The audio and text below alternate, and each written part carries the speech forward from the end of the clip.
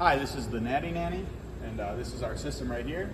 To start off in our system, we have a CO2 tank, which is going to allow us to add pressure to our liquid, and our liquid is being held in our tank as our reservoir.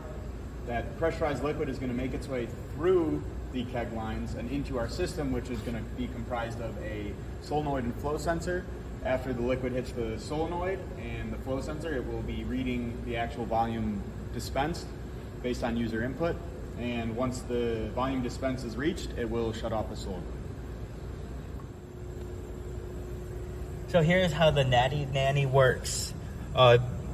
When you first boot it up, you get a prompt to select your menu on the left. And you're going to have three menus. You have A, B, and C. Menu A is where you input the amount of your keg. So say if your keg has 100 ounces in it, you can put in there to save the volume of your keg. For right now, demonstration purposes, we're going to put in 24 ounces. Once that saves, it will load into the system, and then from there you can run B. B is your desired amount, how much you want to get out there. For right now, I'm going to put in 12 ounces. And as you can see right here, it dispenses your 12 ounces. And that should stop right at 12. From there, C, you can see the ounces left and then the percentage of the ounces left.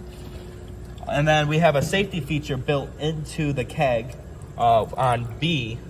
B will, if you input more ounces than what's left in your keg, it will dispense however much is left. So right now we have 12 ounces left in the keg. If I put in 24 ounces, it will just say dispensing remaining liquid, stops right at 12 again.